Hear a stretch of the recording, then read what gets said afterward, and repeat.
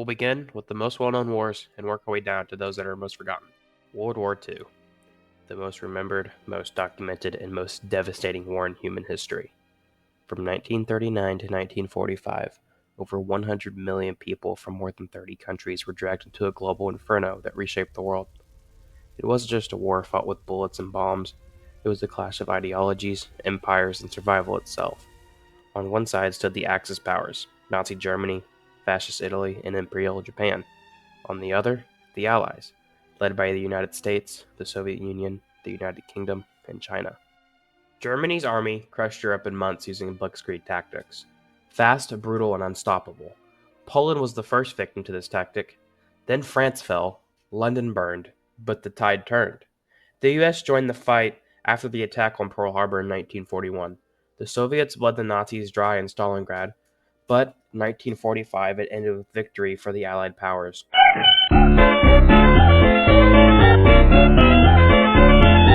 Nazi Germany collapsed in May, and Japan held out up until August when the sun was brought to them personally, bringing an end to the most brutal and most remembered war.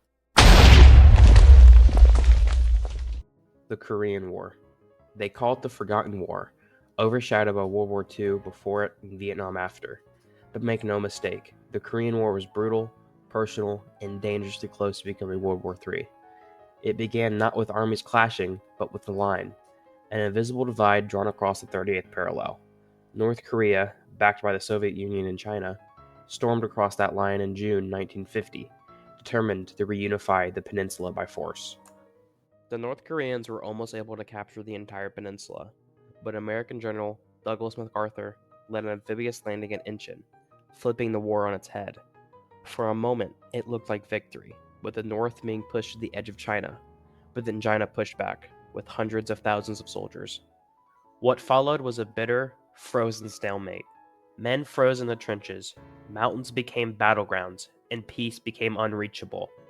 The Korean War wasn't about territory anymore. It was a political chess match with real lives at stake. Communism versus democracy, East versus West. The Cold War's first war.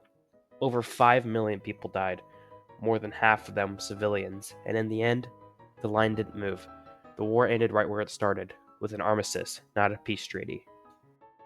Today, North and South Korea remain divided. A 2.5-mile wide strip of silence separates two worlds frozen in time. The Korean War never truly ended, it just paused. And while the world often forgets it, the echoes remain. In politics, in families torn apart, and in a war that left no clear victor, only lessons we're still trying to understand.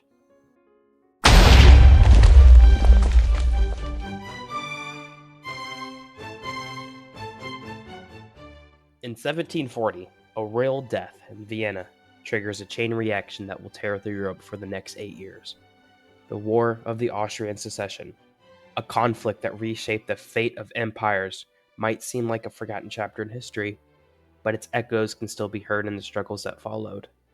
What started as a fight for a throne escalated into a war that involved almost every major European power, shifting the political landscape forever. Yet, despite its importance, this war has faded into the shadows of history. When Emperor Charles VI of the Holy Roman Empire died, his daughter, Maria Theresa, inherited the throne, but her right to rule was contested from the start. Frederick the Great of Prussia seized Silesia. France, Spain, and Bavaria saw the opportunities to expand. Austria, desperate to defend its sovereignty, sought help from Britain and other allies, but the struggle was uneven. A battle of giants over a fragile crown. The conflict spanned across Europe, but despite the scale of the warfare, it often gets overshadowed by later wars, like the 7 Years' War and Napoleon's conquests. In 1748, the war came to a close with the Treaty of Aix-la-Chapelle, but the peace it brought was fragile. Prussia's grip on Silesia was confirmed, weakening Austria and permanently altering the balance of power in Europe. For Maria Theresa, though she kept her throne, much was lost. The war, with its staggering human costs and shifting alliances, might have slipped into history's most forgotten corners. But the treaties, the power shifts, and the consequences set the stage for the conflicts that would follow. The Paraguayan War. It was the deadliest war ever fought in South America, a conflict so brutal it wiped out up to 70% of an entire country's male population. Yet today, few people outside of the region have ever heard of it. The Paraguayan War, also known as the War of the Triple Alliance, was a 6-year bloodbath that pitted tiny, landlocked Paraguay against 3 regional giants: Brazil, Argentina, and Uruguay. What began as a regional power play quickly escalated into one of the most lopsided and tragic wars the world has ever seen. At the center of the storm was Francisco Solano Lopez, Paraguay's ambitious leader. Inspired by European armies and suspicious of his neighbors' intentions, Lopez dreamed of making Paraguay a dominant power in the region. In 1864, he launched an invasion of Brazil, hoping to support Uruguay's pro-Paraguayan government. But when Argentina denied Paraguay passage through its territory, Lopez declared war on Argentina too. In response, Brazil, Argentina, and a newly hostile Uruguay formed the Triple Alliance, uniting their forces against him. By 1870, Lopez was killed in battle, his last words allegedly being, "I die with my homeland," which marked the end of the war. With nearly half of Paraguay's population dead, where teenage boys and elderly men were fighting towards the end, it was finally over. But did anything good come out of this war? No, not really. The only good thing to come out of the war was Lopez being dead.